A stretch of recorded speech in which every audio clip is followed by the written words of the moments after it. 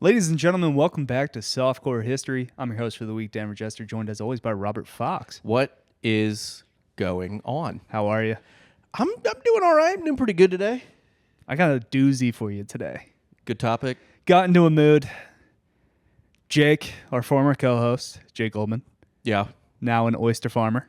Yeah, that's a true thing that happened. He left us to do manual labor. Work the oyster fields. Yeah. He recommended a documentary for me. Okay. And I got high on mushrooms on Friday night, and I watched it. Perfect. And it influenced this episode. I hope it influenced the writing. That's what I really hope the mushrooms influenced. Like my Hannibal episode? It's like a real non-linear. Yeah, that when we went to watch Oppenheimer and you took mushrooms and then stayed up all night writing an episode on Hannibal. Till 6 a.m. Yeah. That was such a good experience, though, going to the bar and then watching Oppenheimer just zooted out of my mind. It was so fun. I just had beers and then went home and fell asleep. But I'm glad you had a good time. I had a great time watching the movie. It was one of my favorites. So the documentary was called Bitter Lake by Adam Curtis. Have you heard about this? Know about this? No, this is going to be completely fresh. So it's a BBC documentary.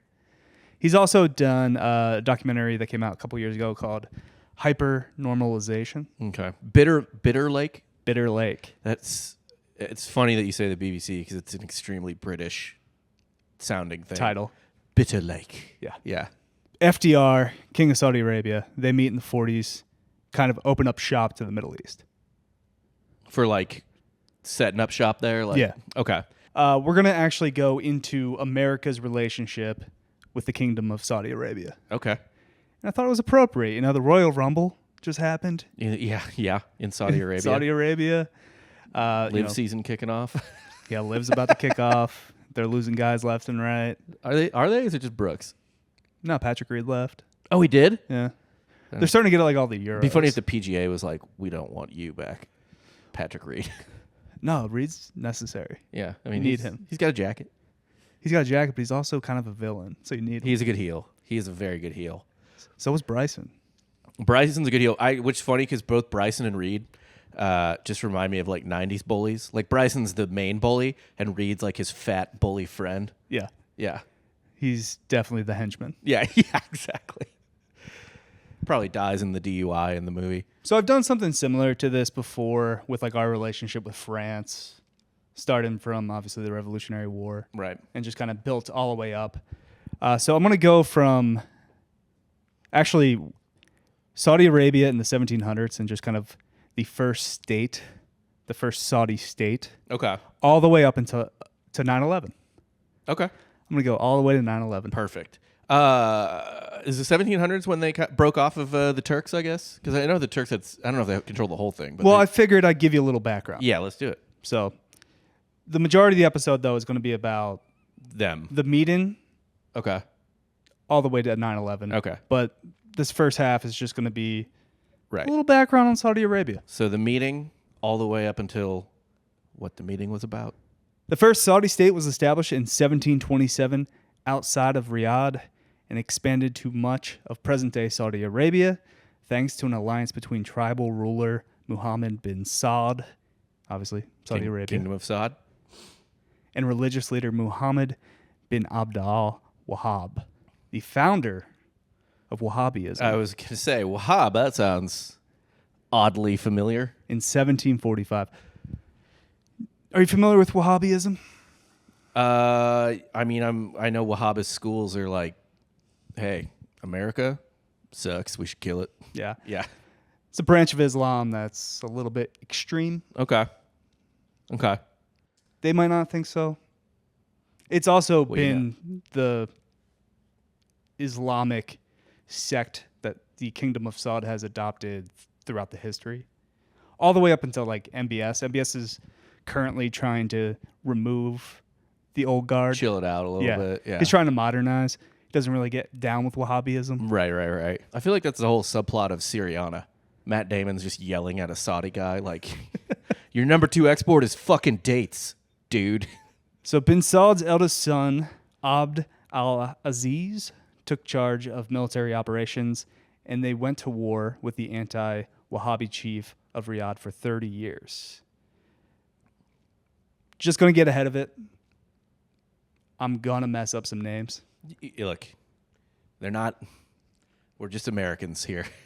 I'm gonna blame being from Delco in the Philadelphia area for my, I don't know, pronunciation and accent. There's only, But it's really because I'm a dumbass. there's only like a small section of the world whose names are mostly impossible for us not to fuck up, right? You think if you did an episode on the history of Poland, you'd be sticking the landing regularly? England a little better. Yeah. Fucking, it doesn't matter. Love me a John Smith. Yeah. Although I will say there are some countries that like just do, for whatever reason, accidentally lend themselves to like English speakers. Like I feel like Korea is not too bad. Yeah. You get a lot of moons and stuff like that. They also adopt American names. Yeah, that doesn't hurt either. The South Koreans do. Yeah. But yeah, I mean, Saudi Arabia, Poland, honestly, even Spanish names half the time I'm like, what is this? French is way worse than you would think. Bin Saud dies in 1765, so his son elevates himself to his father's seat as ruler. Wahab would remove himself from the public, but still act as Aziz's advisor and expand his teachings that would help the Wahhabi sect of Islam explode in the region, and is very much still in the picture for the older generation of Saudis to this day. So, Wahhabism, or whatever, is that still under the umbrella of Sunni or Shia? I always forget which is who's who. Yeah. It's really just Iran versus everybody. Yeah. But it's a undersect of. It's another thing, yeah. But it's not a third. It's not like No. Mormon, Catholic, fucking Presbyterian. No. Yeah. Okay. It's just like, all right, we're Catholic, but then there's this We're in the Opus Dei. yeah, extremist like fraternity right. within it. Yeah, the Opus. All right, Muslim Opus Dei. Got it. Al-Aziz captured Riyadh in 1773. His son would capture Medina in 1804 and Mecca in 1806. Seeing the growing Saudi power, the Ottoman Sultan instructed his Egyptian viceroy to reconquer the area, which he did in 1818. The Egyptians occupied the area until 1840, and they gave power to local Saudis who were loyal to the Ottoman governor and garrison. So the Ottomans see that and they're just like, Nope. no, Gotta squash that. 1916, with the support of English and French, Hassan bin Ali led a pan-Arab revolt against the Ottoman Empire with the goal of creating a single Arab state that would expand from Yemen to Syria. The al-Saud faction was still around, but chose to sit it out due to their long-standing rivalry with bin Ali and Mecca. After the Ottoman Empire's defeat in World War I, England and France went back on their word of supporting a pan-Arab state with Hassan. England backs the al-Sauds. There's more conflict. And Bien Saud eventually wins power in the area in 1927. You know, a lot of people are going to be mad at England and France for that, but I get it. They show back up after the war's over, and they're like, listen, stuff was crazy. We were just agreeing to shit. We didn't even know. We didn't even think we were going to be alive at the end of it, to be honest with you. We were really just trying to take the Ottomans away from us. Yeah. We're like, here, we're going to kind of finance this revolution so the Ottomans stop coming to us. It was actually really funny how badly they wanted to, like, knock the Ottomans out of the war, and I just don't think the Ottomans were that doing much. Like, that's Churchill's whole thing with fucking Gallipoli. Is like, he's like, we needed a second front or a third front. We needed a third front. His biggest mistake in World War I. Yeah. There's like a whole argument about that in He has a couple, actually. yeah. He's a couple. He catches a couple Goofs. strays. We got a couple real annoyed comments on our latest sketch about me, like, sort of but not really throwing Churchill under the bus. I was like, calm down. You can't please anyone in that situation. No. I actually commented multiple times. I was like, I said possibly, potentially. Because the minute you say anything good about Churchill, they're like, actually, he's worse than Hitler. Yeah. I was like, trust me, I'm pro-Churchill. Calm down.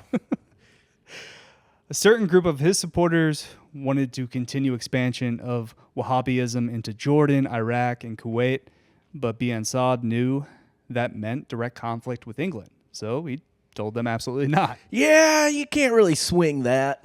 They revolt, and he just wipes them out in like 1929. There's just like this sect of his loyalists that just want to go further and further. Right. And he's just like, no, we're not doing that. They're like, it's cool acting like we're in the 10th century, but boy, I'd like to take it back to the 7th. In 1932, he united the divided area and became the founder of Saudi Arabia. So, the kingdom. Yeah. The legit country that we know today.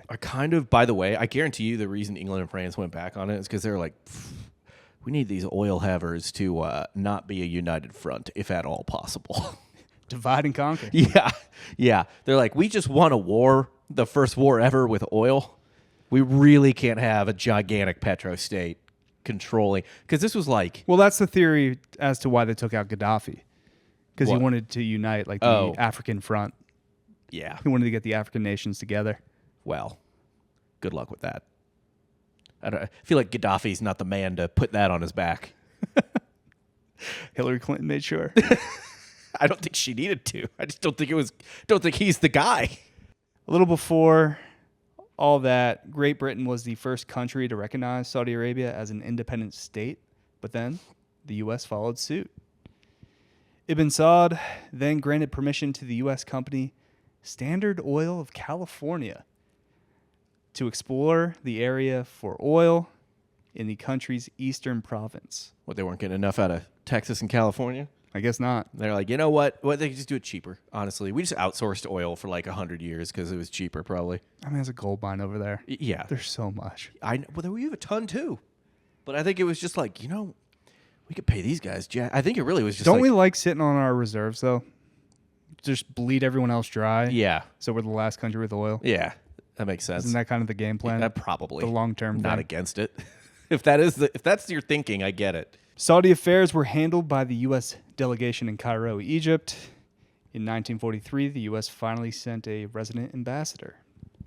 As the U.S.-Saudi relationship started growing slowly, World War II was beginning its first phase. Maybe I've said it on the show before, but the tire rationing, like the rubber driving rationing, they said it was for rubber for tires or whatever. It was really for use less gas. Mm-hmm. We need that. We need that shit. We got Shermans to push down people's throat. I also think if you wanted to like alt history, like whatever, like, oh, Hitler's biggest mistake, like why you would ever want to touch the Soviet Union instead of just taking a hard right turn down to the Middle East and just be like, now the only country you can get oil from anywhere is the United States of America, and our U-boats are going to make 100% motherfucking sure that shit ain't getting out of anywhere. On February 16th, 1943, FDR declared that the defense of Saudi Arabia is vital to the defense of the United States, and thereby extended the Lend-Lease program to the kingdom. Yeah, we weren't just cashing checks to shipping shit to Russia and the UK. It was going in fucking everywhere. Later that year, the president approved the creation of the state-owned Petroleum Reserves Corporation with the intent that it purchase all Kazakh stock and thus gain control of Saudi oil reserves in the region. So we own all of it now. Mm-hmm. All right. The plan was met with opposition and ultimately failed. Roosevelt continued to court the government, and on February 14th, 1945, he met the king aboard the USS Quincy, anchored on the Great Bitter Lake along the Suez Canal. So it's by Egypt. Yeah. It is stunning to me that FDR didn't have a stroke sooner. Everything he's dealing with, like this has got to be like 20th on his plate, and it's still humongously important. Mm-hmm. Like, how did he, and he's a smoker, by the way, how did he get anything done? I don't blame him for getting jerked off by his cousins. He didn't have time for anything else. He did a lot. Just never stopped. It just never stopped. I mean, between him and Wilson, there's an argument we've had dictators in the U.S. Him probably especially, to be honest, with the 4 terms, or winning 4 terms, I should say, and all that other stuff. And Not fascists, but dictators. Yeah. Benevolent. Yeah. Well, I don't know if fucking Wilson was benevolent. No, Wilson was just a dick. He was a dick. Yeah. Hey, let's just, for fun, say Wilson was a dictator. He would rank so low. Or his wife was, when he was... Yeah. His wife, the first female dictator of the United States, was Edith, I think. Edith Wilson. Bin Saud approved the U.S. request to allow the U.S. Air Force to fly over and construct airfields in Saudi Arabia. Oil installations were rebuilt and protected by the U.S.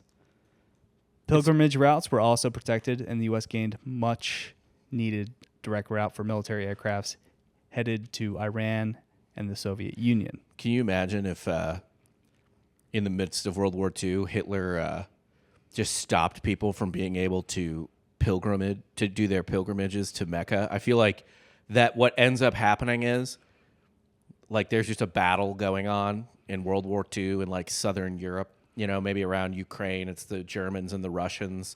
And then all of a sudden you essentially get like Paul Atreides. No, not even that. You get the jihad. You get the boat pulling up from Lord of the Rings, and then the ghost army just swarms out of it. Okay. It's just a billion Muslims just like absolutely not. Just fucking flying out of one boat. In 1945, after World War II, Saudi citizens began to feel uncomfortable with U.S. forces still operating in the country. In contrast, the Saudi government saw the U.S. forces as a major component of its military defense strategy. With the start of the Cold War, the U.S. was greatly concerned about Soviet communism and wanted to contain its spread within the Arabian Peninsula, and Saudi security was at the top of Washington's list of priorities. Now, that makes sense, but I got to say, I feel like the Saudis were only ever a threat to like cut a deal with the Soviets instead of us, because there's no world in which I could imagine the country that contains Mecca and Medina from becoming an atheist communist state. Fair. Absolutely no world. No world where that happens.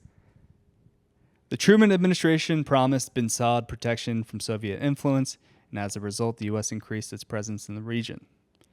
Now, this is a fun little tidbit. In 1948, a man named Muhammad scored a major breakthrough by securing a commission to build a palace for the future King Saud. Yeah, I know who you're talking about. Yeah, construction. I know who you're talking Construction. This was, of course, about. I know who you're talking about. Muhammad Bin Laden. Yep. People forget that Osama bin Laden was a Nepo baby. Huge Nepo baby. Granted, he's one of like 17 kids. Still. What, you don't think all of Nick Cannon's kids are going to be rich? Probably not, actually. I don't know if Nick Cannon's got it like that. I think maybe not Saudi construction money like that, but Vanderbilt, sure. He's good. I think, the Bin Ladens in Saudi Arabia at that time were the Vanderbilts. Okay. If I had to guess. Okay. Just money-wise. Yeah. We're the only ones building anything. Pretty much. Yeah. His company, the Bin Laden Group, participated in many large infrastructure projects, including building the housing for U.S. military forces in Riyadh and at the Prince Sultan Air Base. Now, can I just put on my I'm the stupidest person on the internet hat for a minute? This is really just going to pivot into Bin Laden stuff. Yeah, I know, but let me just put on my I'm the worst person posting on Facebook hat for a minute. Yeah. You said he got his first contract in 1948? Yeah. What country was founded in 1948? What country was founded in 1948? Makes you think. Makes you think. Makes you think. Isn't that right? And if you argue with my Facebook post, I'll just call you a sheep. So he became the royal family's builder and was stacking generational wealth in the process. In 1950, Aramco and Saudi Arabia agreed on a 50-50 profit distribution of the oil discovered in Saudi Arabia. In 1951, the Mutual Defense Assistance Agreement was put into action, and this allowed for the U.S. arms trade to Saudi Arabia, along with a U.S. military training mission centered in Saudi Arabia. So we got to sell them weapons, baby. Let's go. About time.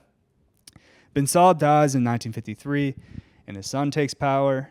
Relations start to strain with Dwight D. Eisenhower's new anti-Soviet alliance, pretty much combining most of the kingdom's regional rivals and foes, heightening Saudi suspicions of the U.S.'s intentions. Yeah. So everyone's coming together under Eisenhower's fuck communism movement. Fair enough. I also, by the way, like selling weapons at that time, I know like we get shit on for like arms sales now, but I feel like back then we were just like, oh, we got a big stockpile of shit we just don't need anymore. Let's sell it. Why burn it? Yeah. You know what I mean? Like, what are we gonna do with these extra like 8 million M1 Garens? That's like the whole plot to the movie War Dogs. Yeah. With Jonah Hill and Miles Teller. Dude, it's the whole They find a bunch of like old Soviet weapons just sitting it's the whole plot to in the Balkans. Lord of War too. Yeah. Like the Soviet Union collapses, and all of a sudden they don't need all these fucking tanks. And those are real people. Yeah, yeah. They're movies inspired by real people. Yeah, yeah. But at the U.S. at the end of World War II, we had there's the whole thing, right? Like they haven't made a new Purple Heart since 1944 or something like that. Right. It's the same thing. Like it's like, dude, these Shermans are going to be outdated in like 5 years. These P-51 Mustangs or whatever are going to be they're already useless. Like there's jet fighters now. Like let's just go sell this dumb shit that we can beat to someone who might need it. In October 1955, Saud joined Egypt in their pro-Soviet strategy because they were a little suspicious of Eisenhower. In 1962, however, Egypt then attacked Saudi Arabia. It really do be your own. Really? I actually didn't know that. From bases in Yemen during the 1962 Yemeni revolution because Saudi Arabia's anti-revolution propaganda. What do you mean? They're anti-Yemen. Well, to this day. Yeah, well, some things, the more things change, the more they stay the same. Egypt was really getting after it back then. Egypt was bucking. We'll get to another major conflict they get into.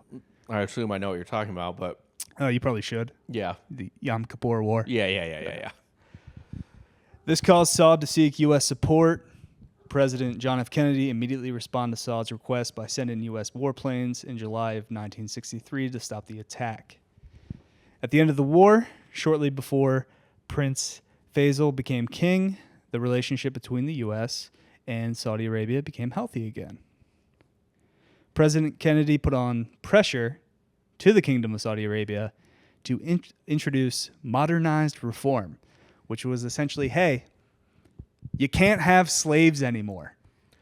I don't think they listened. That's very funny. I find that very, like, they had slaves up until Kennedy. Yeah, and not like the kind of slaves they have now where they... But like on the record slaves. Right. Like on the books, like these are our slaves. Like now it's like you're a Filipino or a Sri Lankan and you show up because you hear there's work and they just forget to pay you. They forget to pay you and they take your passport and the next thing you know, you're buried under a soccer stadium. Yeah, they just use your bones. Right. As foundation. Yeah. It's informal slavery. That's what they did to the Irish here. Not totally wrong. We did get a couple pennies for our reparations. For our trouble. Where? God damn it. It's St. Patrick's Day. Hell yeah. Black people get a month, we get a day. Yeah. That sounds fair, honestly. Yeah, I'm okay with that. I'm fine with that. Okay with that. I'm not going to litigate the amount of time we need.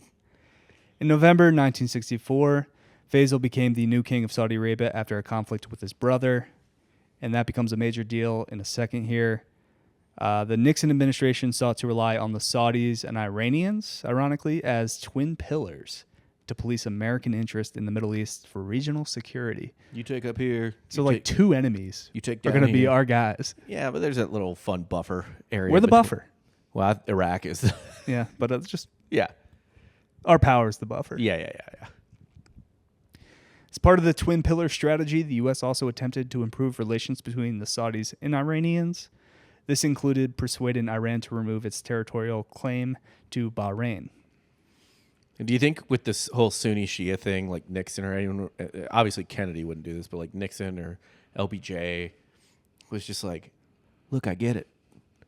We got to live with Catholics. We don't like them. Okay? They're full of shit. They're weird. We get it. But we tolerate them. That would be something Nixon says. Yeah. Or LBJ, to be honest. Like, he was a good old boy. Like, listen, I had to work with John, the goddamn papist, every day, carrying around his beads like he's some kind of monk. I didn't get it. Boy can fuck, though. Give him that. And then he whipped out his dick. Yeah. He's like, not Say hello to Jumbo. Not like me, but...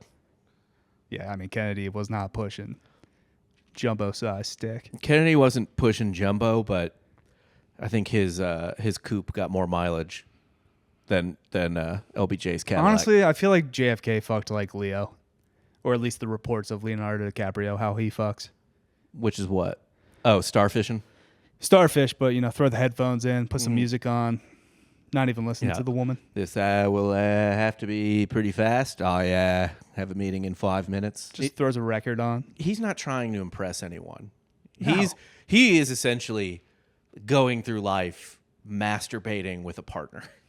Yeah. Yeah. Using their body to get off. Yeah. Now, there's a rise in oil prices during 1970 to 1971, which enabled the Saudi government to increase its U.S. weapon purchases from 15.8 million in 1970 to 312 million in 1972. Good Lord. Yeah. There's we'll take everything you got. What do you need it for even? It actually blows my The Great mind. War that is coming. Dude, it blows my mind, especially in modernish times. So the Egypt War blows my mind. And then in Desert Storm, right? Saddam Hussein invaded Kuwait, and he was kind of getting ready, allegedly, to invade Saudi Arabia. And it really is, and I guess this happened a lot in Europe in the Middle Ages and Renaissance and stuff like that. But it gives when you attack Rome in medieval 2 Total War, you're fucked.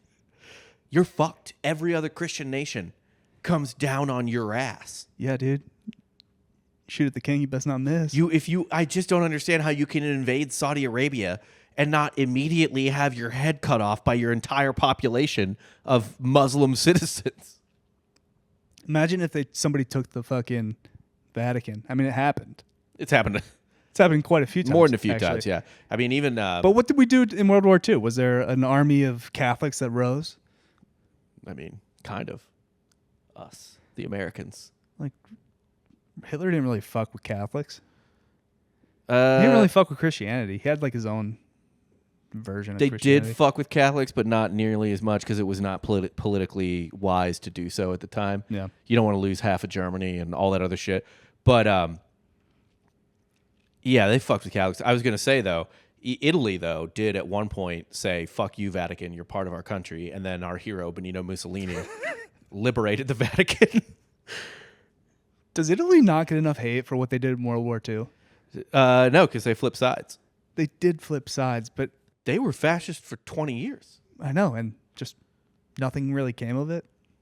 Here's the thing, there was no punishment given out. Imagine if there's a bully. They don't have a reputation nowadays. It's remember, no one compares anybody to Mussolini. It's always Hitler. Right, but imagine if there's a bully in your school. I guess Mussolini was also seen as stupid. Oh, yeah. Although apparently... a jamoke. I read something one day that Mussolini had a... I don't know if this is true. I hope it's true. Talk about a guy that fucked. Oh, yeah. Mussolini fucked. But he's just Italian. Yeah. But Mussolini apparently... I have two things. One is Mussolini... Apparently, I read this. I hope it's true. I don't know if it's true. That Mussolini had a meeting with Hitler at one point, and Hitler told him he believed that he was possessed by the spirit of an Aryan god or something like that. Sure. And Mussolini left the meeting being like, oh my God, who am I allies with? Holy shit. Then he tried to talk to the emperor from Japan. Yeah. Got a similar story. He's Right. what the emperor of Japan's just oh, I am God. Yeah. No, I'm a God inside of me. I am God. But the other thing with Italy, one of the reasons they never get as much hate is because, imagine there's a bully at your school, and he's always starting shit with people, but he loses every fight. It's not a good bully. Right. And I'm talking losing fights to even the kids in the chess club. Yeah. He's get in your locker, nerd, and then the nerd just lays him out. That's why Italy doesn't get because they were too incompetent to be mad at. There was a World War II meme. I hope we pick up an entire new audience from Italy just from this conversation. Yeah, I agree. There's a World War II meme that was here's how you could tell what troops are on the other side when you shoot at them, essentially. It's if you shoot at them and you get just a rain of machine gun fire, you're shooting at Germans. If you shoot at them and you get hyper-accurate rifle fire come back at you, you're shooting at British. If you shoot at them and it's all quiet for 10 minutes and then artillery and air support rain downs on you, you're shooting at Americans. And if you're shooting at them and then they all immediately get up and surrender, they're Italians. Yeah. I mean, that's a left turn. People would probably expect French, right? Right. That would be the punchline. I think the majority of the public would expect, but Italian, it works. Yeah, it does. A low point in Saudi-U.S. relations came as Faisal decided to launch an oil embargo against the U.S. and Europe during the Fourth Arab-Israeli War, or the Yom Kippur War, in 1973. The Arab coalition launched a surprise attack during the Jewish holy day of Yom Kippur, which coincided with the 10th day of Ramadan in 1973. This is why, like, the Israel stuff is complicated. But whenever people are like, "Why are they so?" Like when they like complain about the Israeli military or Israel being so militarized, like that country's been invaded, been not even Eiffel Towered. Notice I said fourth. Yeah, And that country 73. It's been a country for 30 years. That country's been invaded from all sides, Less than 30 years. 4 or 5 fucking times.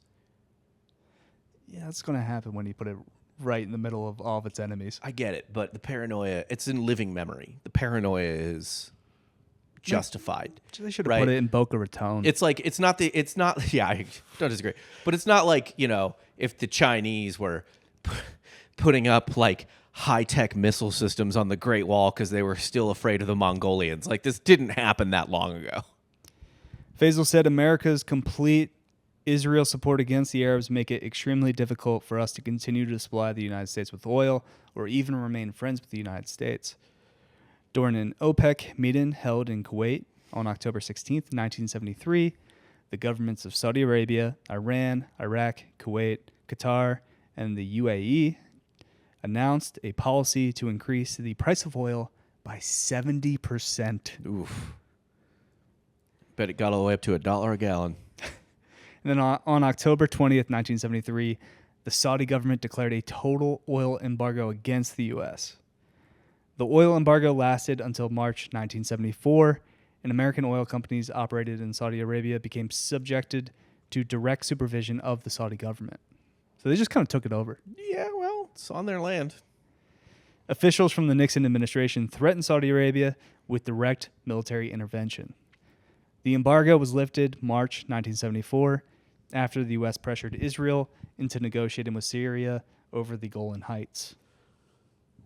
Yeah, that makes sense. Like, hey, assholes, I'm not going to let a couple of hills sink my country's economy, you douchebags. You're already here because of us. Right, we pretty much established the state. Right. 3 months later, Washington and Riyadh signed a wide-ranging agreement on expanding economic and military cooperation. 1975, the two countries signed $2 billion worth of military contracts, including an agreement to send Saudi Arabia 60 fighter jets. A key part of the agreement was for Saudi to price oil in terms of dollars and to invest billions of its dollars in U.S. Treasury notes, creating the petrodollar. Boom. Nixon's a funny president because he really, like, Watergate's the headline, but he was, like, enormously influential. Like, the Nixon administration has got to be... Because you kind of start operating on just, like, credits, right?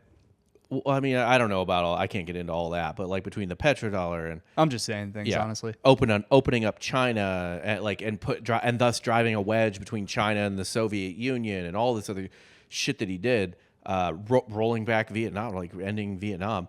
Yeah, like, he did a metric fuck ton of shit. And it's always funny in the TV show The Watchmen, just they have Nixonville. Yeah. It's just all the poor white trash are living with just Richard Nixon as a statue. Dude, Nixon is, for anyone, I don't think people realize this, but like pre George W. Bush, Nixon was like the ultimate presidential villain. I feel like most Americans only know Watergate. They don't even really know what Watergate is. Yeah, but even like at the time, like Nixon, he was what's his name? Hunter S. Thompson, like vilified Nixon left and right, and I mean Nixon was like being a piece of shit. Was like Nixon being like the premier piece of shit president was like a running joke in like The Simpsons. It's a running joke in Futurama with like his talking head. Same guy. Same people for sure. Cronin just really had it out for him. Had it out for Nixon, man. Like Nixon was the bad guy president. Did he catch strays on the Epstein list? I can't see how. Okay. Epstein started going off when Nixon died in No, not Nixon, Cronin. Oh, I hope not. Okay.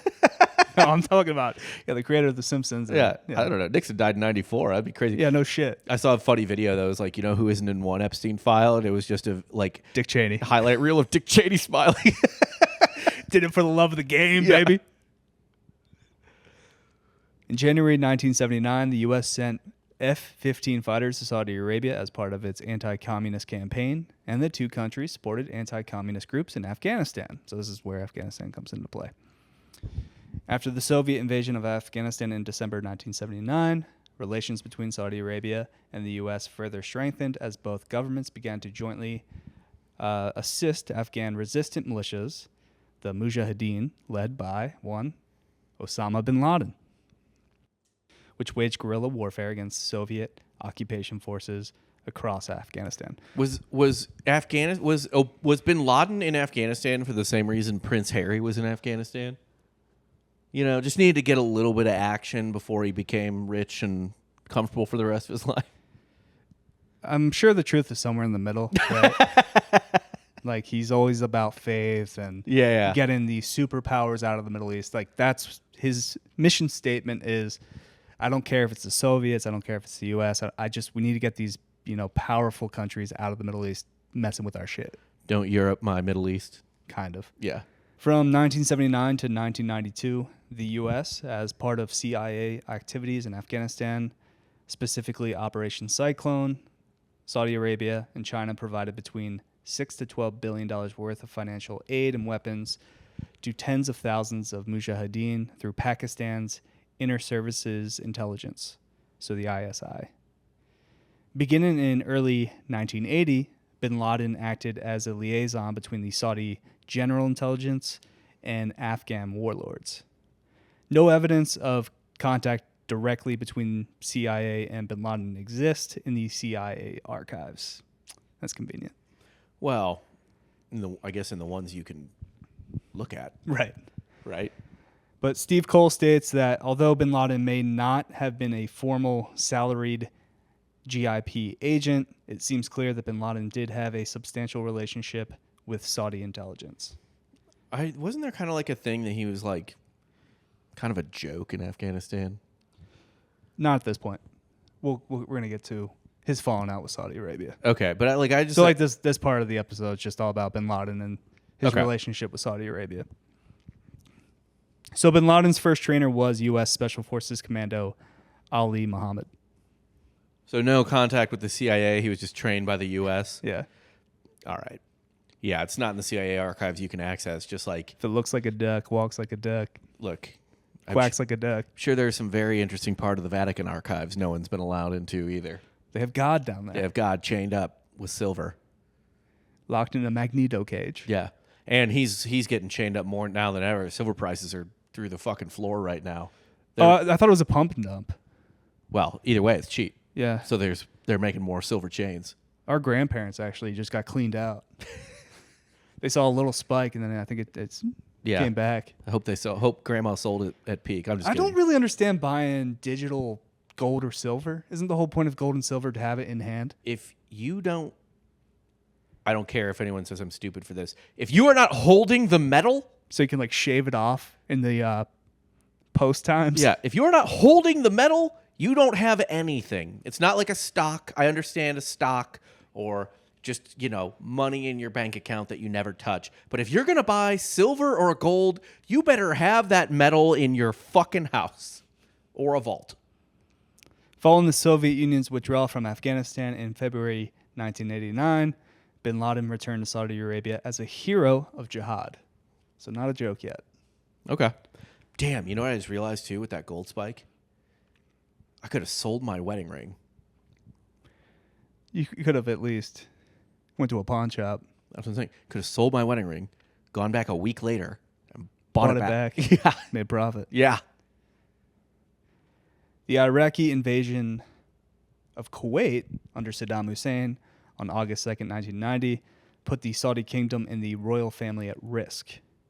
With Iraqi forces on the Saudi border, Saddam's appeal to pan-Arabism was potentially inciting internal dissent.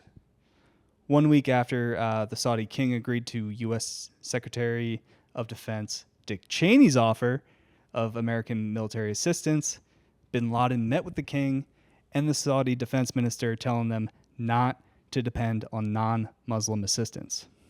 Dog. So Saudi Arabia's military, I think at the time, was like decent, but Iraq's military was for sure better and battle hardened and probably better equipped, if I had to guess. And no, you weren't going to win that war.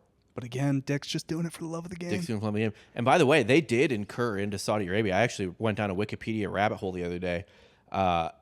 Iraqi troops in the early parts of the war, when America was involved, took a Saudi Arabian area on the coast of, I don't remember. It was on the east coast of Saudi Arabia, and held it for a little while before.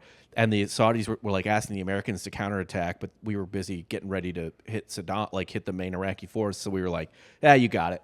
Yeah, like we'll give some artillery and air support." And the Saudis had to take it back, which they did. But it was an interesting little battle. Not good enough to do an episode on, but I thought it was fascinating. When they asked bin Laden how he would defend the fighters if Saddam used Iraqi chemical and biological weapons against them, he replied, "We will fight them with faith." Yeah, it's not planned. I don't think so. So Dick Cheney's in one chair, and he's like, "We have satellite-guided missiles and tanks that literally can't be destroyed by anything anyone within 100,000 miles possesses. We'll defeat them." And then fucking bin Laden's just over there like, "Allah will save." Like, what do you... He will protect us from our skin melting. Yeah, you know what? Actually, Allah sent... He sent Dick Cheney. Dick Cheney. Yeah. Dick Cheney's his angel of death. Yeah. Well, it's the parable, right? Like, oh, no. I don't need this boat to grab me out of the ocean. God will save me. And then another boat comes by. No, it's fine. Go. God's going to save me. God sent the boat. And then God's like, I sent you 5 fucking boats. Dude, imagine getting 5 Dick Cheneys. And saying no every time. Bin Laden's offer was obviously, just laughed at, and the Saudi monarchy invited the deployment of U.S. forces into Saudi territory. So really, because Osama was angry that Western forces were in Saudi Arabia, but I really think 9/11 was all just him still being angry about his pitch being rejected. And Dick Cheney. I think it's just a roundabout, like there's a 6 degrees of separation of Dick Cheney to Dick Cheney. Yeah. Well, that had to be salt in the wound, right? Dick Cheney's pitch beats Osama's pitch, and then Dick Cheney is vice president 10 years later. Mm-hmm. And really doing a lot of work. Co-president 10 years later. from the underground. Yeah. Bin Laden publicly denounced Saudi's dependence on the U.S. forces, arguing that it was an indignity that the kingdom was being defended by an army of American unbelievers. Relations between the two nations solidified even further. He literally offered thoughts and prayers. Yeah.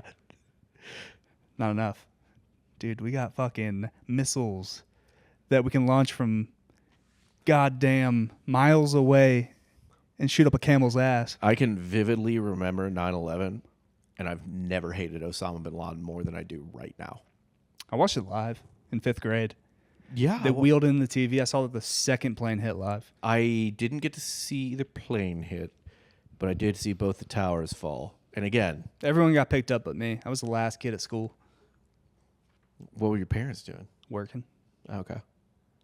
That was low-key, like, a great day at school, though. A plane crashed in Pennsylvania, so I kind of understand why, other parents came and got their kids. But my parents were like, nah, you're good. Yeah. You don't know, man.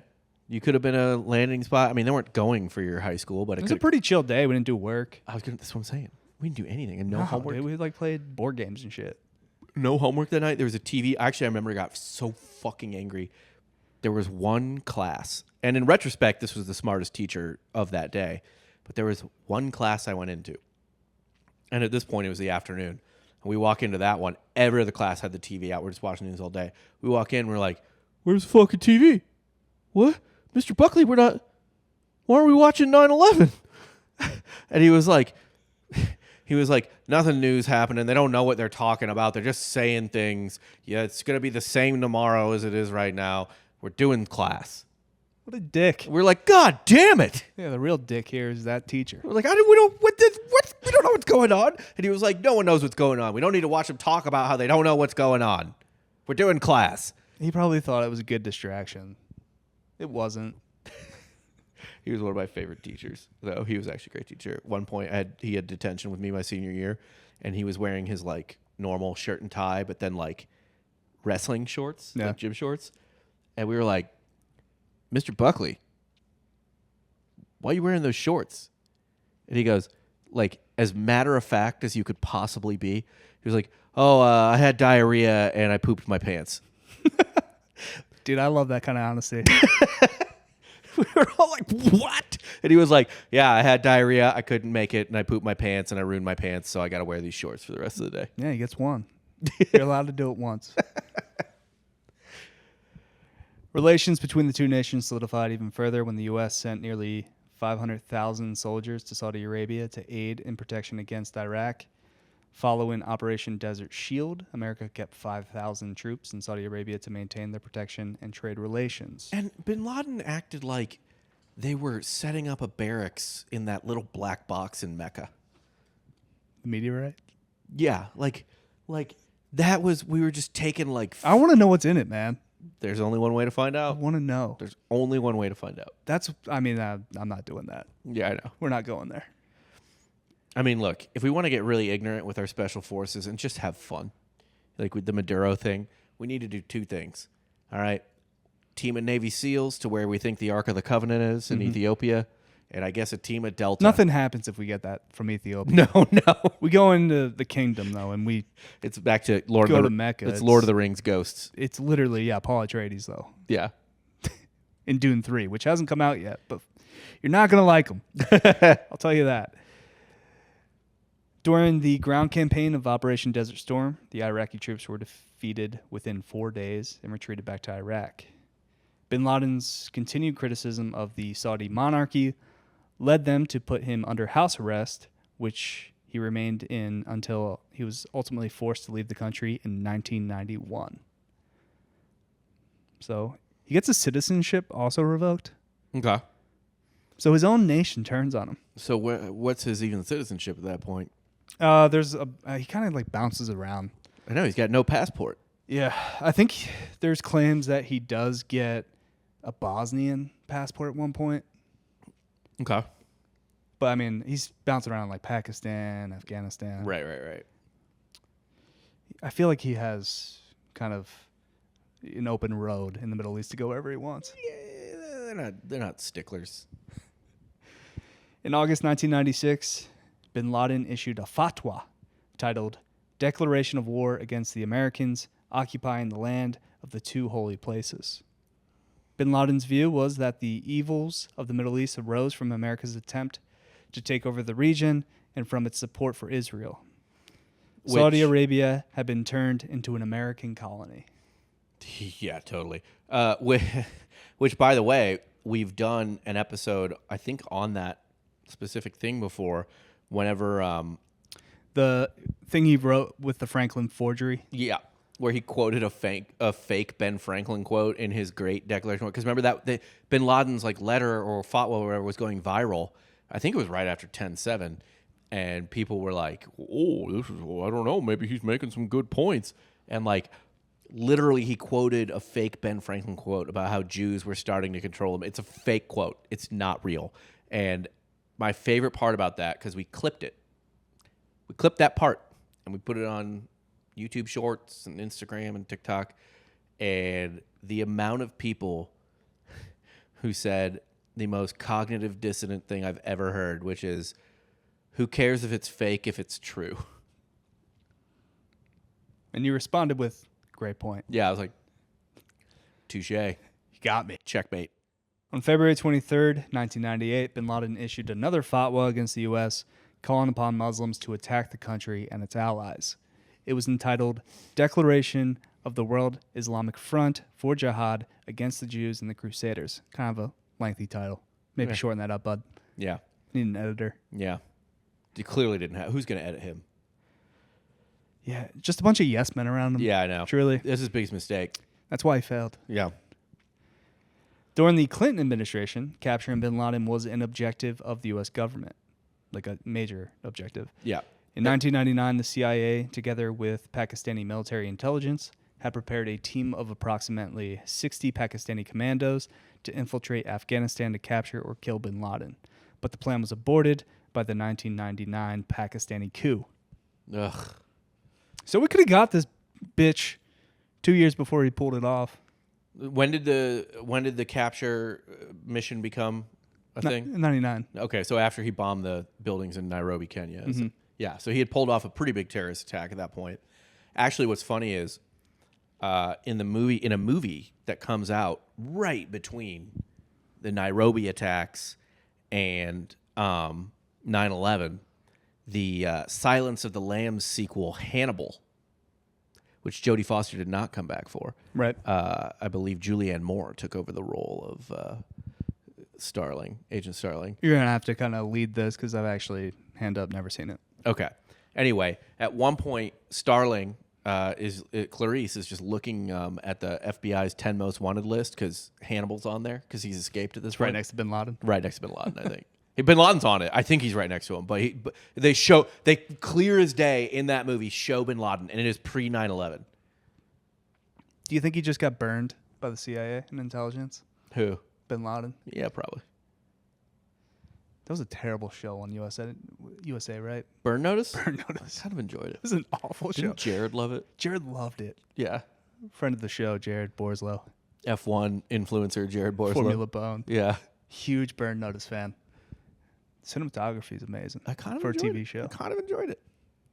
The acting, not so much. I love the main actor in it. Do you? Yeah. You want to know why? He cracks me up. He's in Sicario. Really? I don't remember him in Sicario at all. He's the guy with the glasses, the big glasses. Oh, like in the car? Yeah. I gotcha. Really? Yep. It's just, they don't click together in my brain. Yeah, but I just always enjoy him. I think he's funny. In 2000, foreign operatives working on behalf of the CIA had fired a rocket-propelled grenade at a convoy of vehicles in which bin Laden was traveling through the mountains of Afghanistan, hitting one of the vehicles, but not the one bin Laden was riding in. So we almost got him again. Survived. On August 6, 2001, George W. Bush received an intelligence report titled, "Bin Laden Determined to Strike the U.S." On the day of the attacks, the National Security Agency intercepted communications that pointed to bin Laden's responsibility in them, as did German intelligence agencies. Bin Laden read a statement denying responsibility for the attack in a video timestamped September 16, 2001. But 15 of the 19 hijackers came from Saudi Arabia. Right. A 2002 Council on Foreign Relations Terrorist Finance and Task Force report found that for years, individuals and charities based in Saudi Arabia have been the most important source of funding Al-Qaeda. And for years, Saudi officials have turned a blind eye to this problem. I'm sure a lot of them were into it, to be quite frank. Yeah. Like the wing that MBS is trying to push out. But if you're going to wash some money, that'd be really crazy if like Live Golf was just this incredible money washing operation for a major The American next terrorist attack. Yeah.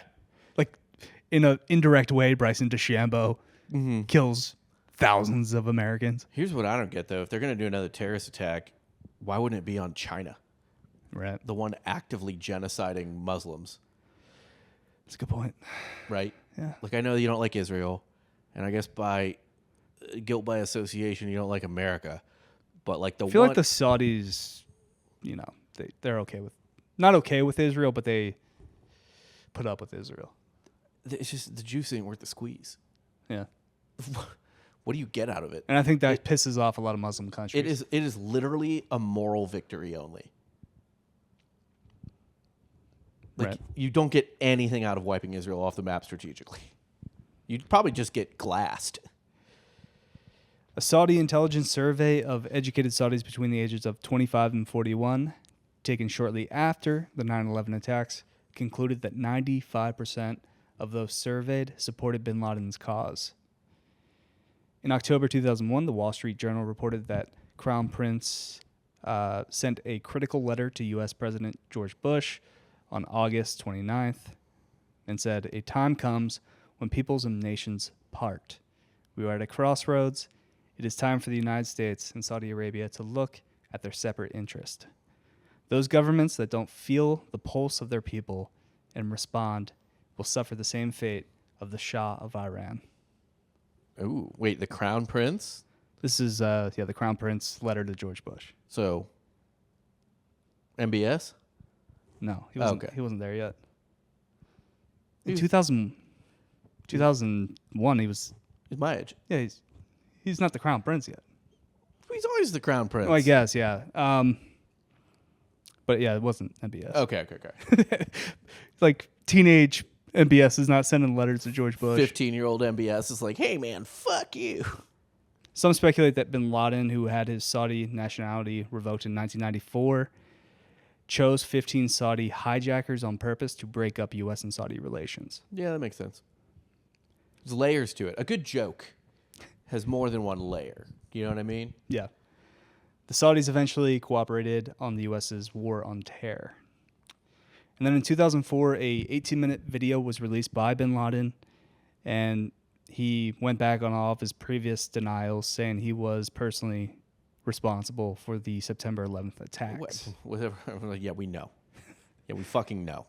He accused George Bush of negligence in not preventing the hijacks and said he was inspired to destroy the World Trade Center after watching the destruction of towers in Lebanon by Israel during the 1982 Lebanon War. Yeah. Oh, this was also, I forgot to say about the Nairobi thing, but this was his second attack on the trade centers because he did the World Trade Center bombing. Is that 93? Something like that, yeah. But that one was weak. Those base charges couldn't take the building down. No. People forget. So they put the charges up high. Yeah.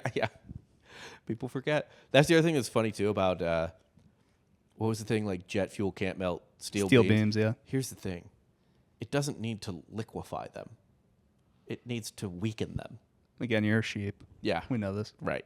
You're like, did you know if metal doesn't melt, it doesn't get weak at all? Guys like me, though, we just ask questions. Just asking questions that we don't want answers to because the question is the answer. Exactly. And I figured that was a good point to stop at. Obviously, relations have gotten better nowadays. Yeah. There's a bit of like a 2013 rift. Obama didn't have the best relationship with Saudi Arabia. They're Makes kind of sense. going back and forth. Yeah. But 2013. seems like it's in a good place now with MBS, trying to modernize. They're building that line city, I think, still. Are they the straight line city? Straight line city. There's a reason a city's never been built in a straight line. Again, the Royal Rumble was there this weekend. Yeah. Didn't catch it. Roman Reigns won.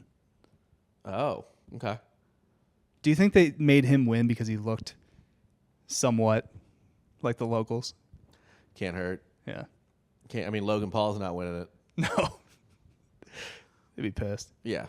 Blonde-haired, blue-eyed. Unless there was like a Saudi investment in Prime. Oh, fair enough. Yeah. Didn't they just find like a bunch of investment? I mean, they're investing in everything in the U.S. at this point. Like Saudi money's in everything. You can't really, all the blood money, you can't really like throw stones from a glass house at this point. No, it's what it is. Everyone's compromised. At this point, I'm just like, give it to my school's NIL. Yeah. Get them to UCF, baby. Yeah. I think Florida State and Texas A&M, right? They have programs in Saudi Arabia. Texas A&M had a university satellite campus in Qatar. Okay. I don't know about the other ones, but you got to think any school that's in any sort of like oil area. You want to win a natty or what? You're right. Like Texas Tech. That's Gotta get a quarterback. Texas Tech that's oil money paying for that. Yeah. A&M, very oily. I don't know about UT. Certainly there's a lot of oil people from UT. Got to think, I feel like SMU is more of a finance situation, but they got to have some oil money too. For sure. And actually, a low-key candidate for Saudi oil money going into their NIL, A low-key school people forget is very oil-connected. That is heavy on NIL, LSU. And those dirty fucks wouldn't blink once at that. Not with Lane. Not with Lane. Are you kidding me? Kiffin, dude. Joey Freshwater. Lane's going to be partying in Riyadh in the offseason if they give him money. Absolutely. Like, he wouldn't... Honestly, if they offered us, do your show. At the Riyadh Comedy Festival? Yeah. I'm there. At this point, you know, I'm been unemployed for what, going on 6 months now? Look, it's one thing Could use some money. for a very wealthy comedian to go do that. But I have 3 children and haven't had, say, a show on Netflix or No. anything like that. We're pulling in thousands of listeners. Yeah, I don't have the luxury of principles. What's that line from The Patriot? I'm a parent. I haven't got the luxury of principles. I'd like to amend that slightly. I am a middle-class parent. I absolutely do not have the luxury of principles. Yeah, and your wife doesn't work. Yeah. So, Saudis will love that. yeah. It'd be funny if Courtney was like, "Can I come?" I'm like, you don't want to come to this. Be like, well, we got you the proper apparel. Yeah. Yeah. The boys can come. They'll probably go blast, but Have you ever had like a desire to go to Dubai? It seems, I mean, it's all fake, right? Like it seems like going to Vegas yeah. in terms of both It's just Middle East Vegas aesthetics and weather. It seems like going to Vegas. with porta potty parties. Yeah. Like Ladies, there's no such thing as $50,000 sex that's normal. No. Dubai wouldn't. I guess I would go if it was free. You know what I mean? Yeah. I'm not putting it on my credit. I'm not putting that on my own credit card. Like doesn't break the top 10. The planes are dope. Get me one of those like first class seats that turn into a Qatari bed. Airways. Yeah. Oh my God. I am obsessed with those reels and TikToks that show you those first class cabins. It's a cabin. Mm-hmm. It's a fucking cabin. I would like my vacation to be this plane. Actually. It's a cruise ship. Yeah. Yeah. I'll take a sky cruise. Oh man, if only blimps worked out. Ugh. What we could have had. Anyway, what'd you learn today? I mean, pretty much all of this. There were some parts I could guess, like when you started talking about construction. I was like, yeah, I know where this is going. Yeah, just a guy named Muhammad. It could be anybody. Yeah. But yeah, no, pretty much. I didn't know anything about Bitter Lake It's a lake. or anything like that. Good doc. Would recommend. Again, I did a ass job explaining what it's about. Yeah. But I'm probably going to throw on hyper normalization tonight. Okay. Get into that. That's 3 hours long. Bitter Lake's only 2, so Okay. it's very easy to watch. I just started the chair company, so I'm a little busy right now. Okay. Who's today's Hitler? Be easiest to say Bin Laden, but I'm going to go a little deeper. And I'm going to say Bin Laden's plan. Or Bin Laden for his plan. Not the plan to take down the towers. That he literally went into a pitch meeting. And said, I have God on my side. Yeah. Yeah. Fuck, that is the most despicable thing I've ever heard about Osama bin Laden. Being unprepared, maybe. Yeah. Just showing up to the presentation, just winging it. I mean, good Lord. He's like, I care about Muslim lives so much that hundreds of millions can die, or millions, I guess, can die, just so that we are the only ones involved in our own business. Great fucking plan. Well, check out our Patreon, patreon.com/softwarehistory. You get 2 additional episodes on the lower tier that drop on Wednesday and Friday that are much like this. At this point, we have a 4-year evergreen back catalog that's worth your time and your money. We also have an upper tier where we do a sports show, and I give out gambling picks for golf. Not off to the best start, but we're gonna heat up. We're gonna figure things out. We're getting some data, right? We're getting some data these first 3 tournaments. So check those out. Really supports us. Again, I've been unemployed for 6 months now, so can use the money. Hopefully not for much longer. But Hopefully for not much longer. I mean, hopefully this just turns into the full-time gig. We're getting closer. That'd be cool. Yeah. We're not that close, though. We're getting potentially closer. We're not close. Could be a corner turned soon. Tell your friends about the show. Yeah. Oh yeah. Don't sit on your ass. Yeah. Check out the YouTube. Subscribe to the YouTube. Yeah. Instagram and YouTube also. The shorts and the reels have a bunch of sketches. Yep. Share those. Got a if couple you like those. shorts that are going to drop in this week and next week as well. Mm-hmm. Still got those in the can. But for Rob Fox, I'm Dan Regester. You just got soft serve.